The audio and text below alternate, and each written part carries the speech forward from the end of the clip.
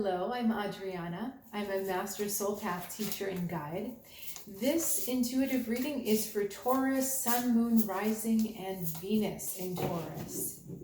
We are looking at channeled messages today that are going to help you on your path towards self-empowerment. This isn't the setting or the reading where I'm going to be telling you, yes, this is going to be happening and you have no choice. This is about showing you what's going on from a higher perspective so that you can make your best choice. All right, come on cards, let's get you ready.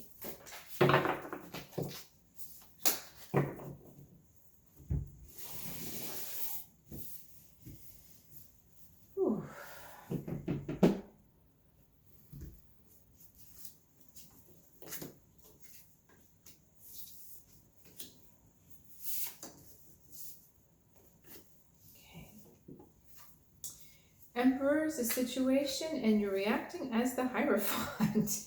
Wow, these are heavy cards. And they're in a row, 4 and 5 in the deck. Emperor and Hierophant. So what's going on? I think this is a really nice card for you. This is the card of a wise counselor. It's actually wise counselors on both of these cards. So need to get clarity on whether that's you or whether you're engaged with someone who is that wise counselor. I do feel like, Taurus, it is you, that you're coming to a really stable footing of understanding who you are and why you're here. And you're offering that support to others. Now, it's interesting to me that we've got two masculine energies, so I'm going to be curious to see what your advice is, because it does seem like the masculine energy being highlighted here. Is it perhaps saying that, no, they're telling me actually the Hierophant is mixed because it is associated with Taurus. It is a little bit, Taurus is a feminine sign, but it has more of a masculine color to it because it's a fixed sign. So, because I'm really drawn to all of these flowers around the bottom of the card more so than I am to the top of his head. So I think this is about coming into more of a stable relationship with a masculine energy. For some of you, this is a masculine energy within yourself. For others of you, this is a masculine energy outside of you. So someone that you're in a relationship with. Could be platonic, familial, or romantic. I'm not getting a clear yes or no on that.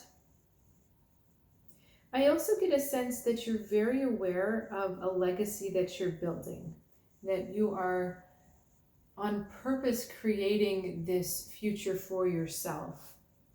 And in your perception, the future is looking very good. Like this is, it's beyond optimism. It's just like knowing that the future is good. So I think that's very positive. Anything else coming out with the Hierophant here?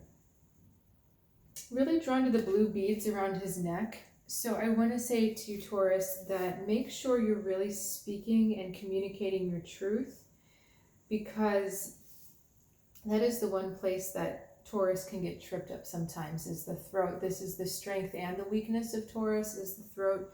So do make sure that you're speaking, and that you're actually speaking about your optimism or your good feelings about the future, that you're really vocalizing that, because what you speak also comes into creation. Speaking, thinking and speaking are actually a kind of micro creation. It's one of the steps of creation.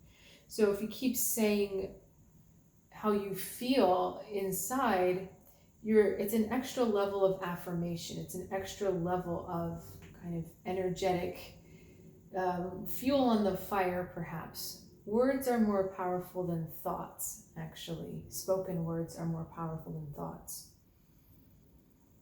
Okay, so advice, Queen of Cups, and out of control is 7 of Pentacles. Okay, Queen of Cups being a really interesting card here, because we talked about this is someone that you're in a relationship perhaps with that masculine. Queen of Cups is asking you also to lean into that feminine energy of listening and receiving a bit more. This is really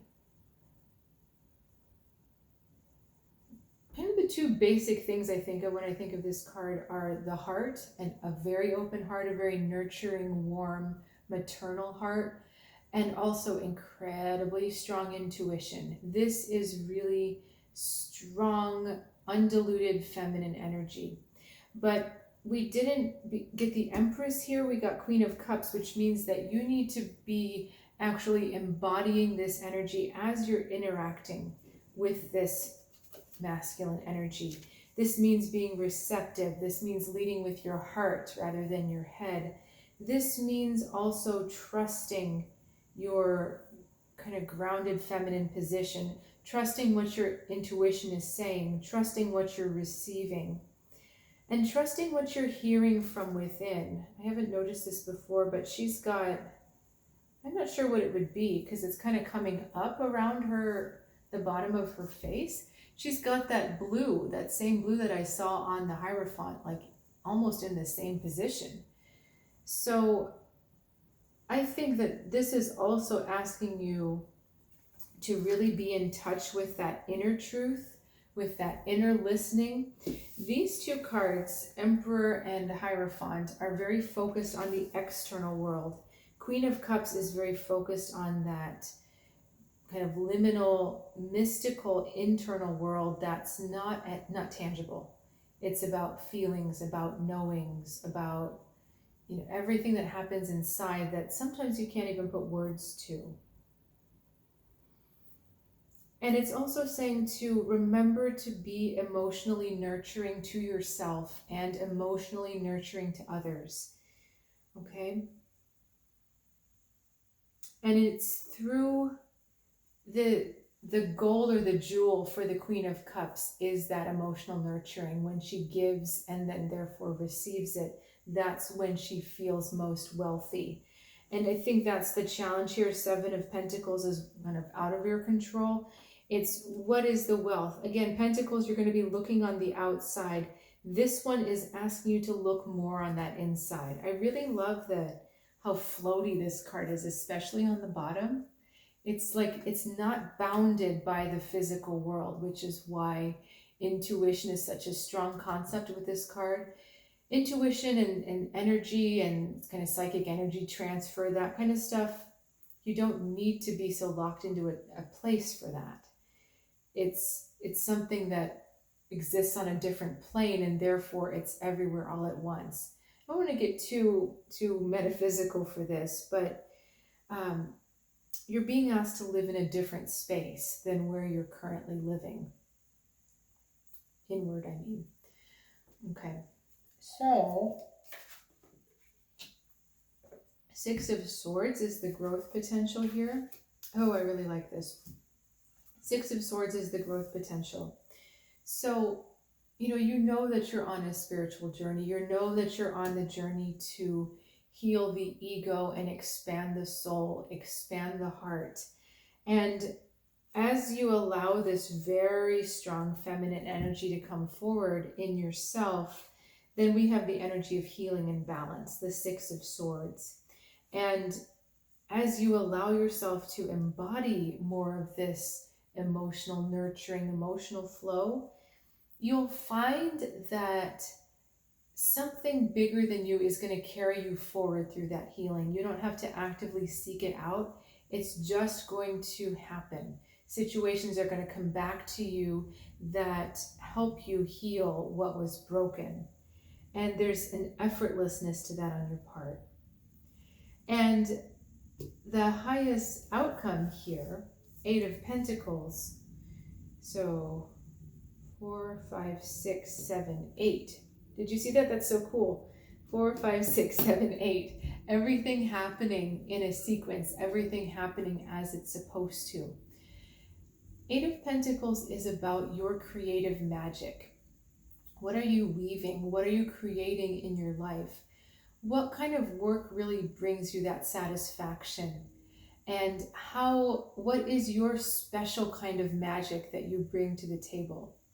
This card talks a lot about understanding how we're all interconnected, and when one of us does what we were meant to do, then it somehow affects everything else. It somehow makes everything just a tiny bit better.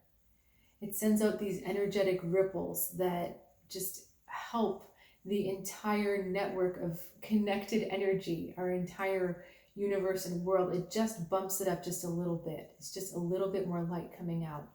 And so I feel like because you've got this optimism about the future, you've got this masculine energy that you're trying to really harmonize and flow with, you've got the means to do it. You've got the strong intuition and the strong feminine energy if you choose to tap into it.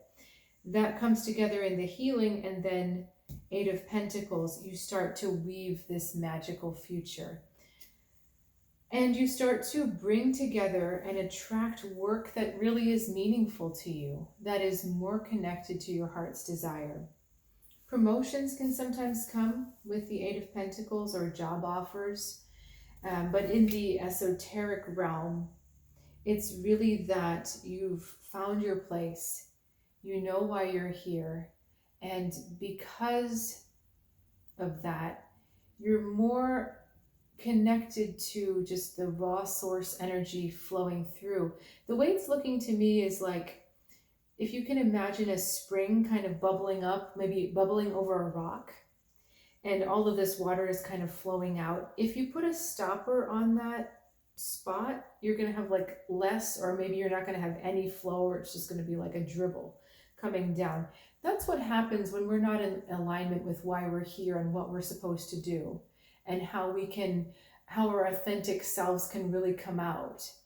When we find that authenticity and we're acting in balance and we are being the essence of why we're here, then there's nothing in the way of that spring coming out. And so the water can come out and it can nourish all of the riverbanks, or the whatever's around it, all of the wildlife, all of the plant life. It probably connects to a bigger water source, which then connects to a bigger water source.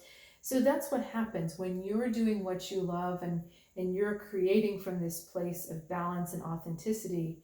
Everything you touch also gets nurtured, and you start to weave together this reality that is whole and healed instead of imbalanced or disconnected or disjointed. So, again, overall, our goal is to contribute to the wholeness that is within us and around us, and not even tangible to us. And I think you have an opportunity to do that with all these cards that I see. And I really love the cards coming out in order. I think that's really an awesome synchronicity and indication that everything is on the right track. So also, if you drive a lot, pay attention to license plates and see if you start to see sequences, especially the 4, 5, 6, 7, 8. So maybe like a 4, 5, 6 or a 6, 7, 8, whatever it is. Okay, I think there's one more card that wants to come out for you. Which one is it? Haha, 10 of Pentacles, wealth, abundance, completion. So again, we skipped the 9 though. We went right to the 10. So I think this is a second indication, Taurus. Everything, all is good. Everything is headed in the right direction. Spiritual abundance is right there for you. Just keep doing what you know you need to be doing. All right, Taurus, thanks so much for joining me. If you'd like extra clarity or additional information about your path, about your astrology, about how your astrology can help you overcome your limitations, how it can really help you self-improve and connect to your soul's desires, please reach out, soulguidancewithAdriana.com, or my email is in the description below. And I look forward to seeing you soon, Taurus.